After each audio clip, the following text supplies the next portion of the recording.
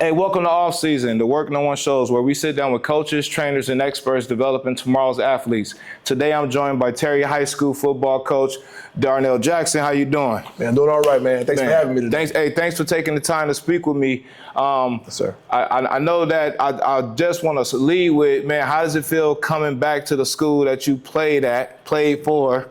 And now, like, instead of representing the uniform and the logo on the front, you're representing every young man that's wearing the jersey. Man, you know what? It's incredible. You know, if you would have told me this when I was 15, 16, 17 years old that I was going to come back and be the head coach, I would have called you a liar, honestly. You know what I'm saying? Yeah. But believe it or not, my mother was the one who spoke that into existence, man. Really? And she always said, hey, whenever you're done playing football and go to college, come back home and be a coach. I can see you doing that. That's big. You know what I mean? But just, you know, I don't take it for granted. Yeah. You know, I really don't. And it's really special to me just because I grew up right across the street right there in Greenwood. And I was that kid jumping that fence, going onto the field, and getting in that extra work. Yeah. And it's home, though. You know, it's home. And I look at these kids and I see me. You know what I'm saying? So I don't take it for granted. And it's a very special opportunity to come back and serve my community.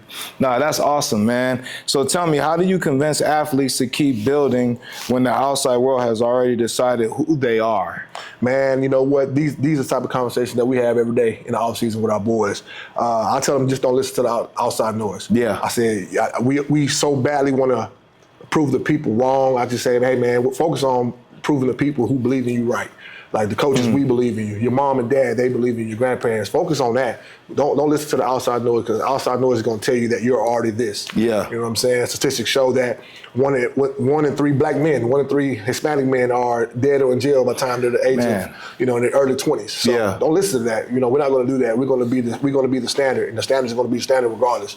So no, I like that. I too like to tell like kids or whatever, my children, because I have twins. I said, like, whenever we throw an event or we go to an event and it doesn't turn out the way that they want, I said, you can spend time complaining about the people who didn't show up or go hard with the people that are here, man, and enjoy this. Because, you know, so it's like the glass half full, glass half empty. Yes, sir. Same rationale or analogy as being positive versus negative, focusing on the positives. What is the biggest mistake athletes make when they're a part of a program trying to overcome a difficult season?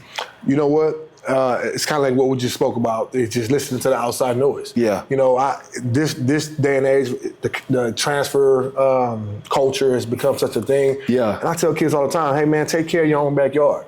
Like, you know, growing up, when we played ball, Lamar and Terry was a big rival. I would have never in a million years thought about going and joining Jacquizz Rodgers and James Rodgers. Even though those guys are phenomenal athletes, we wanted to beat each other. Yeah. And he wanted to Quiz and Quan wanted to take care of their own backyard. Yeah. I wanted to take care of my own backyard. We're going to build here. We're going to build. You know? And that's something I think is super important, that culture, and having like, I don't know, it's like looking forward to being able to represent from where you're from at that school that you know you're going to, and then actually getting to play. It was something about being able to do that. Like you said, it was like, we would never even consider, I'm going over here. Never. Like, nah, man, it don't matter how good they were. I definitely share that sentiment. Yes, sir. So tell me then, when you're thinking about that and you're trying to establish that culture of having pride in where you are and what you're representing, how does it impact the players when they like are allowing like previous records to kind of dictate what the standard is? Because you say you speak to identifying, like establishing a standard. The standard is the standard. How do you do that, and how does that translate to players who feel like, well, our standard was, you know, this? And you know what? And that's one of my biggest uphill battles, man. Okay. And you know, these days you have to just build that relationship with the kids. Okay. I think if you are pouring into those kids and you actually not making it I'm sorry, what am I trying to say? You don't want it to be a transactional relationship. I think the kids will read right through you. Understood. You know what I'm saying? Like the kids need to know that you're there for them. If you love them, most of the times they won't transfer. You know what I mean? And you know, just, you know, especially at Terry High School with our demographics, and we have a lot of kids that come from a lot of difficult situations. Okay. And that, as a coach, you know, it's not that I do that for this reason, but we have many opportunities to show the kids that we really love them. Yeah. You know what I'm saying? So if the kids know you love them and they know you care, a lot of times they'll stay and they'll work hard for you and not listen to the outside noise and build in their own backyard.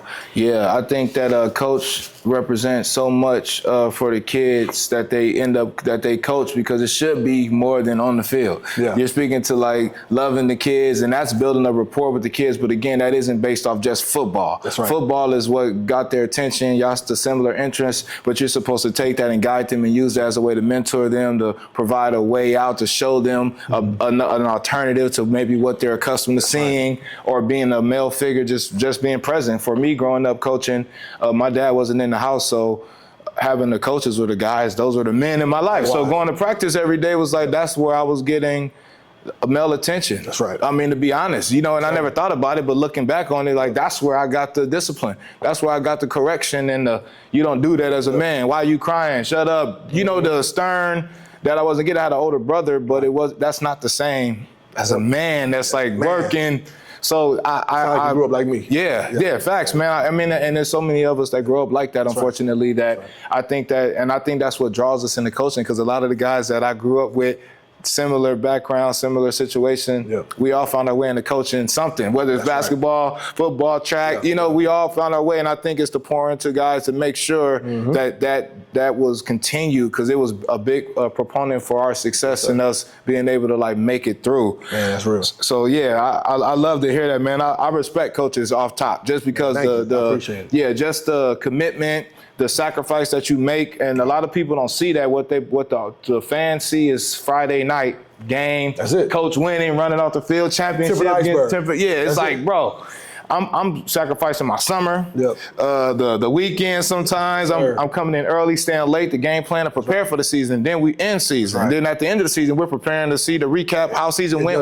It does not stop. And I tell people all the time, like, we as coaches, we spend more time with other people's children than we do our own. Facts, man. You know what I mean? And for someone to come in here and tell you that you don't care about their kid, I'm like, man, I probably see your kid more than you see your kid. And I don't mean that in a disrespectful not in a bad way. Yeah. I'm just letting you know, I don't have time to not love your baby and to treat them poorly. I spend a lot of time with your baby. That's too much energy. I know what his grades are. Yeah. I know who his teachers are, and I speak to his teachers every single time that kid is failing or if it's a behavior issue. It's me coming to the rescue before you most of the time. Because you're there. Yeah, because proximity.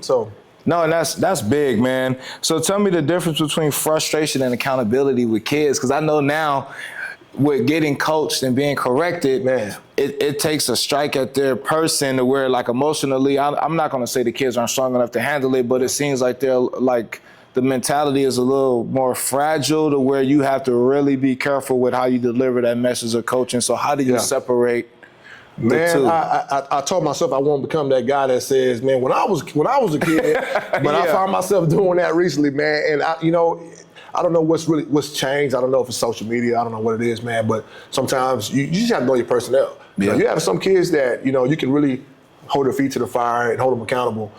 Then there's some kids, man, they just don't respond well to it. So honestly, what the difference is, man, it's hard to say, man, because so many kids grow up in a different type of mindset. So we just have to be smart and strategic as coaches to knowing who you're coaching, knowing who you're talking to, man. And because some kids, I was that kid, you can dog cuss me. Yeah. And what's going to do nothing but fire me up. It's like, well, let's get it. Yeah. You're going to shut them up by showing, And some kids, I know some kids, man, they won't respond to that at all. They're going to put their head, they're going to shut down. They're going to shut down, tuck the tail between the legs, and you're not going to get nothing from them anymore. But at the end of the day, man, the standard is the standard, and you got to hold.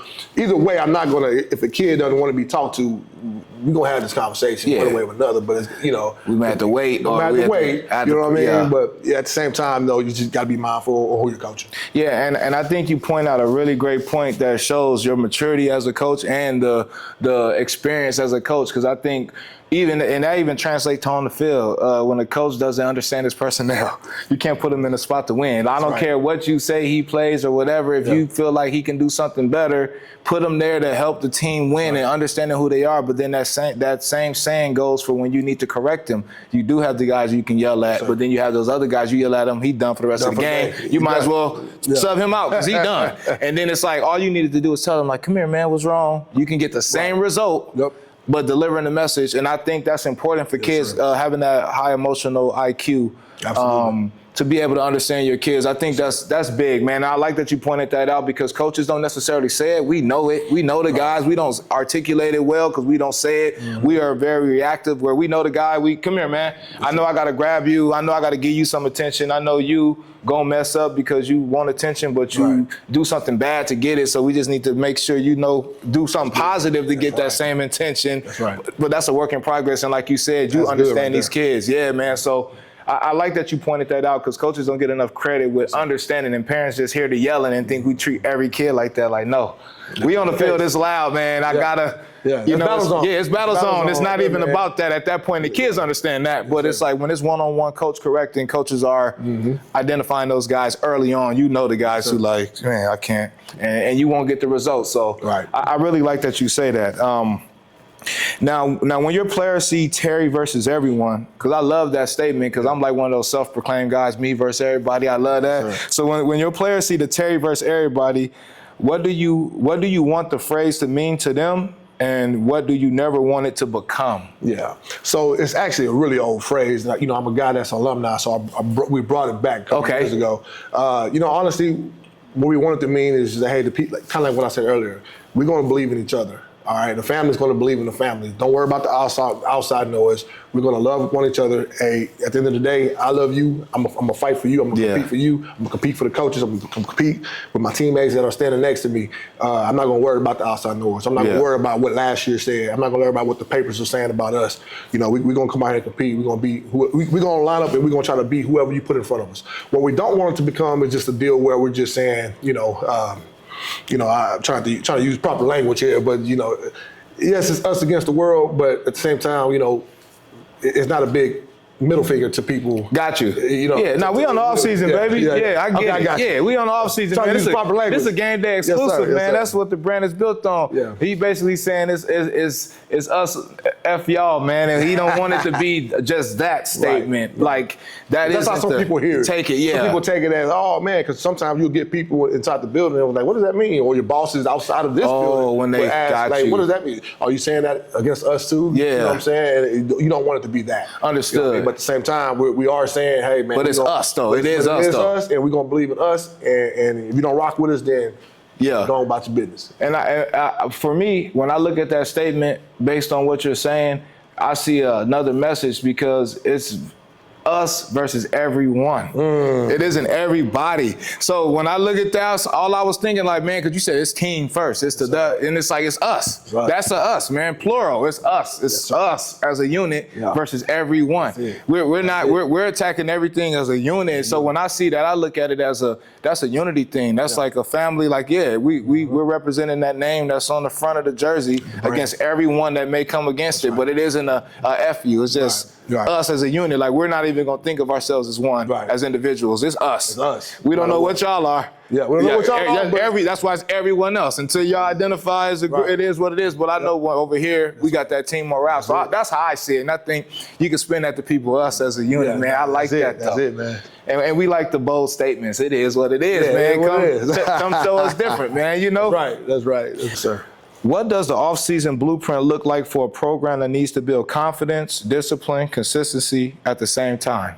Man, so for us, it starts in the offseason. So the last game, right? If we play on that Friday, that next Monday, we're back at it. Okay. And it comes with, obviously, physical training, but more than anything, mental training, you know what I'm saying, with discipline and hard work and accountability. And it starts inside this room that we're sitting in right now. You know what I mean? And, as far as the blueprint, what it looks like, man, it's just, once again, getting the guys to believe in each other, putting those guys through those hard, tough situations in offseason. We have to put them there. That's big. We have to put them in certain situations. That's big. Right? Where they have to work together, learning to have to be able to just trust one another, man. Yeah. And that's not, like I said, it's not always going to be on the field. It might be inside the weight room. It might be in some type of team building program or a team building exercise that we might be doing that week. You know what I'm saying? Whether if it's our 2-week boot camp or whether if it's, mat drills. Yeah. You know what I'm saying? So, it's just giving it to them, showing it to them, and modeling it and letting them figure it out. So how much of that is has to do with creating small, measurable victories, like along the way, right? Yes, sir. Yeah. Like, absolutely. That's one thing we're going to do, man. We're going to set team goals. We're going to set individual goals. That's the first thing that we do. That's the first thing that we do. We sit down. We're going to write. So y'all writing it down? Writing it down so they can see it. They all have their own notebooks. They have them in their lockers, and they're going to have to see it every day. And then they coming back. I'm trying to put on 10 pounds. I'm trying to run a 4.5 Got you. March. And we're going to see their goals, and I'm going to tell them, hey, these are the things that you have to do. You have to run track. You have to be a part of some type of off-season program outside of this building. Yeah. You know what I'm saying? But yes, setting those small attainable goals, we teach them, that's going to eventually lead to the big goals in your bigger dreams that you want to accomplish. Now, how do you, as a coach, create competition without dividing the team? Because with a sport that's so competitive, where we already draw the line between offense and defense, and then you got your linemen, and then your skill positions, where everybody's like got their own little. I don't know what you want to call it. They groups where it's like, because we go into indie drills, right? Everything is so segmented in football. How do you create that competition without dividing them to where they like, you got the best of me, I don't mess with you, So we do provide we do make teams in the offseason. However, it's kind of hard to explain, but even though those guys are on the same team, like let's say the red group, black group, gray group, whatever it may be, we're still going to find days throughout the week where they're competing against each other too. Within that team, they're still going at it. Daily competitions, because we put it on walls. The kids have to see like, hey, this guy's right now leading this week in our 400. We end every day running the 400. I got you. We write it on the back of their shirts, and they can see, oh man, this kid ran a 55. He's the fastest today. Like we put it on their shirts. If you beat your yesterday's time, we mark it out and put the new time. So we're gonna compete against each other, but at the same time, I'm not gonna lie, we fight. So you fighting here. You're creating a culture of like hostility when it comes to competition. And you might fight against red, might fight against black, but red might fight against red too. Yeah, it's like it's every man for themselves within the trenches. Because you got to know, yes, you teaming against the other team, but we're still gonna compete against each other. You're not just gonna be beating up on red, on white all the time. Got you. Sometimes you gotta fight each other too. Yeah, so that's my brother too. Yeah, we're gonna fight each other. We competing. Same. But we all competing here. But we all family at the end of the day. Yeah, I got you. Yeah. So tell me, as the head coach on varsity, what does development look like for those guys, those younger guys that aren't needed on varsity yet? Yeah. But you still got a succession plan, right? Are you like involved in that process? You just trusting the coaches to handle it, and the system is set to where when they get to me, if everything went right, they're ready to go? Or how does that look? So for me, I'm very involved in that process because I actually trust my guys with the. It's not that I don't trust my younger coaches, my guys from my younger coaches, but I allow my varsity football coaches to run varsity, to handle varsity. Okay. Now I'm coaching varsity too. Don't get me wrong, I do very much so. However, we have the luxury of splitting our athletic periods. We have a freshman period by themselves. Okay, so those guys not even together. We have to give them everything. I have both of my coordinators in there. Oh, nice. We're giving them everything because they are freshmen. They're the future though. I spend a lot of time with the youngsters. Like I tell people all the time, like. Don't coach you. I'm not saying you don't have to coach your best player, but do you really have to pour in that much into your best player? To the best guy, like the guy that he's the guy. Yeah, sometimes I got you. He has God-given ability. Yeah, I need to work on his backup. Yeah, his backup is probably a sophomore, and he has to eventually replace hasn't that played guy. yet. He hasn't played yet. Yeah, this kid already is a phenomenal route runner. He got it. Yeah, he got it. I'm not saying he doesn't need to be coached. Yeah, you just giving him attention. Let me go coach the guy who's trying to get here. Because he's going to eventually replace him. Yeah, and that's a very big point. I think that succession planning is something that I feel like is missed, oftentimes overlooked, and probably one of the biggest opportunities for programs that are successful. Yeah. So not for the programs that, not to nag on a program that isn't as successful, they understand what it means. Everybody plays. We got to get these guys sharp, right? But those programs that have success, the 11-1s, where they go on fourth round, they go on to state. Sometimes, unless they use that, sometimes coaches leverage that to get those transfer guys, unfortunately, to where they getting transfers, to where they maintain that standard, and now it's just a household name, it's a brand versus the coaching and development. But a lot of times, if they don't get that, the fall off is hard. You'll see a team go from championship to like, man, these guys still play. And so I think that's very key. And I think that's a very good point that you touch on, being intentional with like, hey, we got all hands on deck to get these guys prepared because they got to back up our guys. They have to. We don't have a million transfers coming in a year. Yeah. So I got to play with the next guy. Next guy, we have to get him ready. we have to get him ready, and he might be a freshman. You know what I mean? Yeah, spend a lot of time it is what it is with those guys. We have to, man. Yeah, and it's fun, and they want to learn. They're eager to learn. And not that the older guys aren't eager to learn. Yeah, it's just that. Yeah, you know, those guys are young, man. As a coach, isn't that why we coach, right? Yeah, isn't that why we really coach, to get those guys who aren't quite where they want to be to where they want to be. Man, that's what it's about right there for me. Man, so what evidence do your players need to create this offseason so that they can enter the season knowing, not hoping, that they have improved? What evidence do they need to let them know, like, hey, I'm not thinking we better, I know we better? Man, you know what?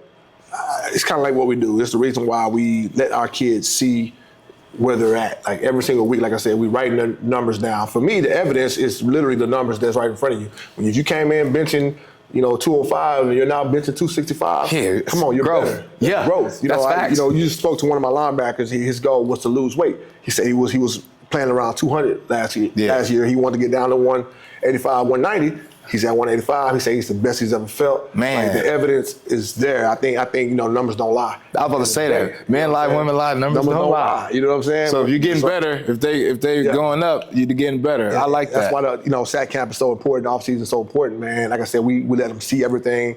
We let them see the numbers. We put it on the wall in there. Yeah. Every single week when they pass by, they see, this week they weigh in weekly. Oh, nice. When we have max days, we let them see, hey, little Johnny, you benched 185 last week, you're now at 205. Man, like the numbers, come on. If you don't see you've gotten better, then come on now. You don't have to question team, it. man, we showed so much growth this offseason. Nice. We really have. We're excited, man, and it's in the air right now. And the guys the energy is different. I'm telling so you, the optimism is there. Like they ready for the season. Like they feel prepared. It's there. This is one of the most exciting off seasons we've had in a long time. Oh, that's good, man. Yeah. I'm happy to hear that, man. It sounds fun. The guys definitely sound confident that I spoke to earlier. What separates athletes who simply survive adversity from those who use it to become better players and stronger leaders? Man, so those are the kids who go a long way, man, outside of football. Okay. You might, having that type of mindset might take you a long way in football as well. Yeah. And that's what we try to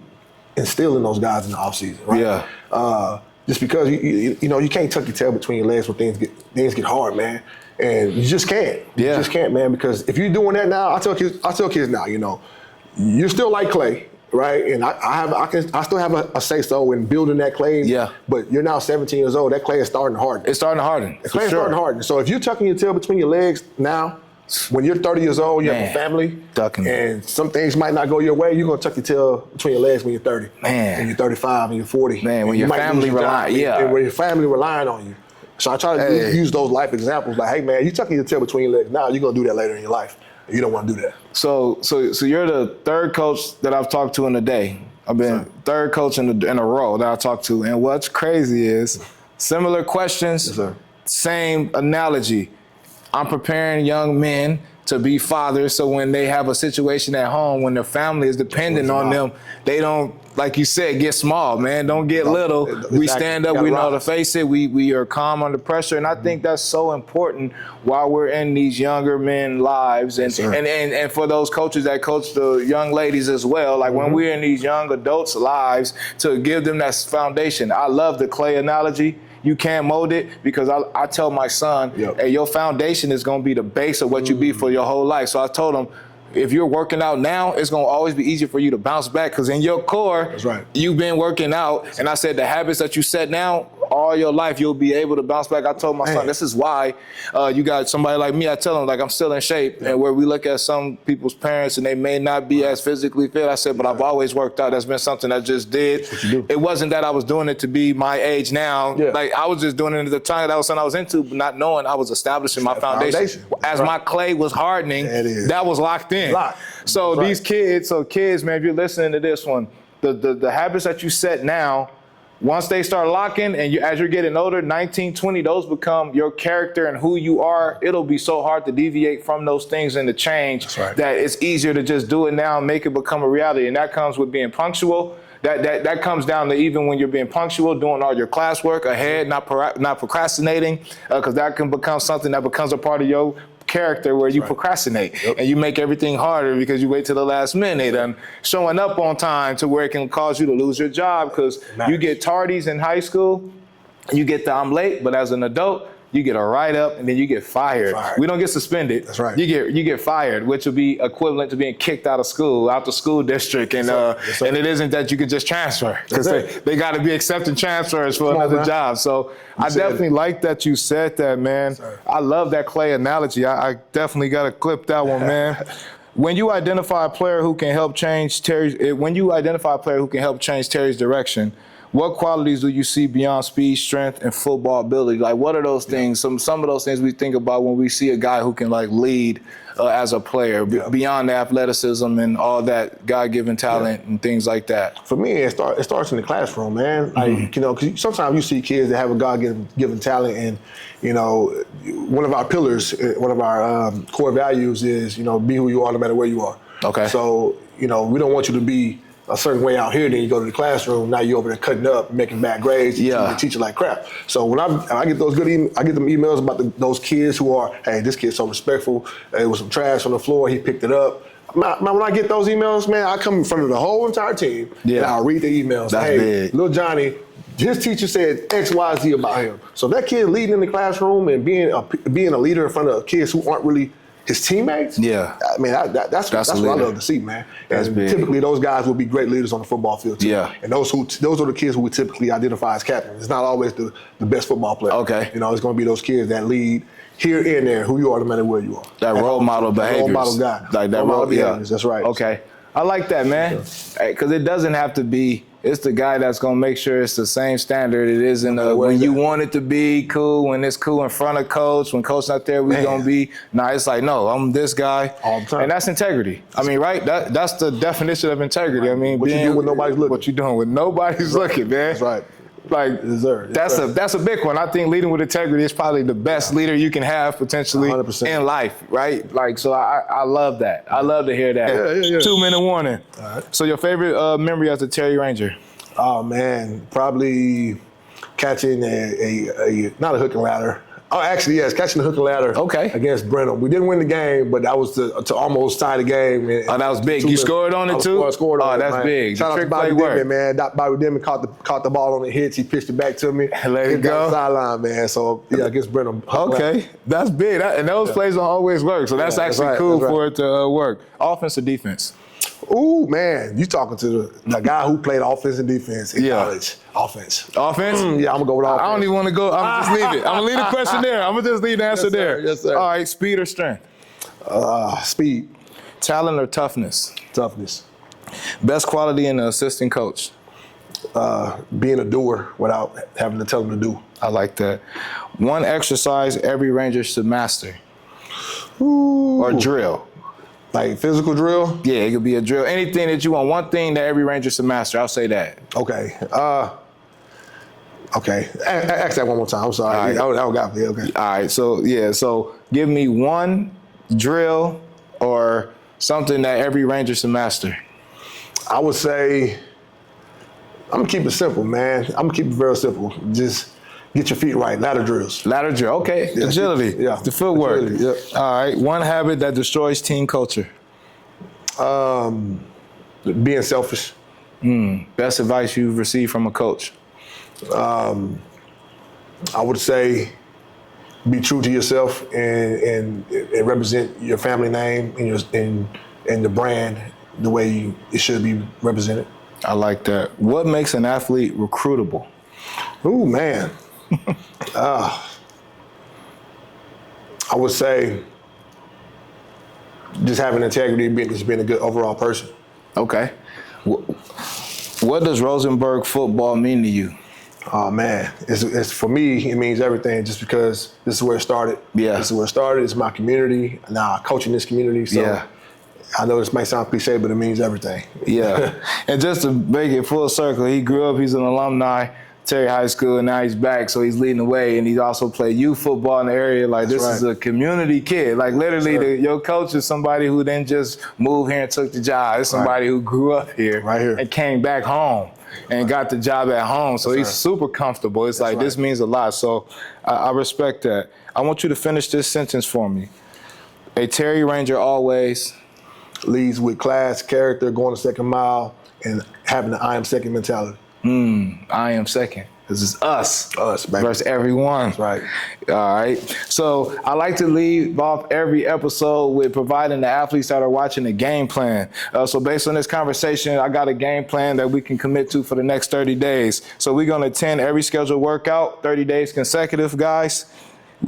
We're also going to complete every repetition without negative body language. He spoke a lot about maintaining that emotional IQ, make sure that you're able to be a high energy guy, but keep it contained. And one of your guys spoke to it, being able to maintain his composure. Right. He go all out, but he's also able to dial it back when the whistle blows. And I really thought that was a good thing to say, because we love those guys who can give it all and dial it back and not get a penalty, right? Yes, sir.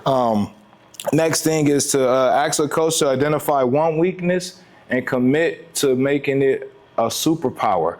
That is something that I think above all, every athlete should work on doing, getting that feedback and then putting action behind it to make that be the one thing that nobody will ever call you out on. As I get older, I'm starting to realize that those things that I used to shy away from because I wasn't as good at, I would be like, whatever. Yeah. And when I get called out on it, it makes me feel uncomfortable. But being uncomfortable is the only way that you can grow. So I lean into those moments where I don't feel comfortable doing something, because once you learn it, once you know how to do it, it doesn't matter, man. Yeah. It's like, you get what I'm saying? It's like learning how to ride a bike. You could be 50 and learn how to ride a bike, because once you riding a bike at 50, nobody's gonna say, but you were 7 and couldn't ride the bike. But you get what I'm saying? It's right. Like, so lean into what makes you uncomfortable. And again, the things that you feel like you're not as good at, we're gonna make those superpowers, man. That way, you well-rounded.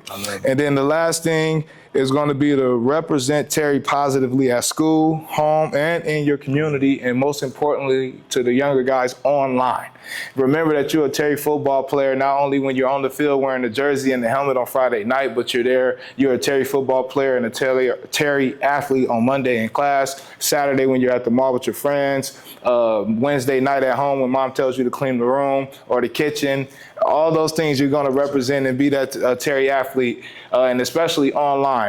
Definitely want to make a call to the guys to make sure that we use our online resources appropriately, positively, right? And use it to your benefit. As the young guys that are going online, that are football players in the high school level, seniors, what you do online stays there. And those coaches, now your online scrub is a part of what they're going to look at when they're trying to recruit you. They want to see the guy that they're bringing on.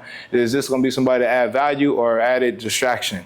And depending on what you're doing online, the things that you repost, what you comment on, how you comment, the post, your captions, that matters. That's your brand. That's why you don't see Nike commenting on things that are controversial. They'll stay out of it. You don't see, you don't see these bigger brands because they don't want to have a misguided public opinion. So we're going to use social media appropriately. Coach, I'm going to lead you off with this last and final question. It's a question that I ask every coach that I interview. A year from now, if an athlete that was watching this interview took all the advice that you gave, everything that we talked about today, a year from now, what should be different about them if they were to use and apply everything that you said a year and do it for a year? What should be different about them in a year? You know what, man? I really do believe in our program values, core values, man. And I think if they take everything that we teach them in the in season and off season, they'll be a better man, because they will lead with class. They will be a man of class. They will, when they go through 4 years of this program, they will be a man of character. The things that you do when nobody's looking. They will put their family and their brothers before themselves, because I do believe if you give back to others and you put people before you, I think the universe and God will take care of you, and just going the second mile. Because when they leave here, they're going to know, hey, we're not just going to run 100 meters. We're going to run 100 yards. We're going to run 102, 105. So you take all 4 of those, man, you will be a better man at the end of the day. Okay. It's going above and beyond the Call of Duty, man. So I really do believe you will be a better man because of it.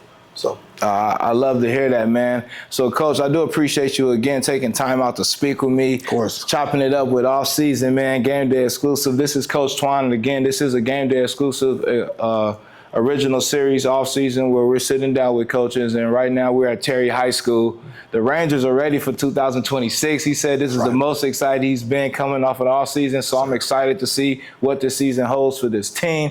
Coach, it's love and respect. I look forward to coming back, catching y'all on camera, man, and making a full circle moment. This is Coach Twan. You're watching Off Season. I appreciate y'all. Peace.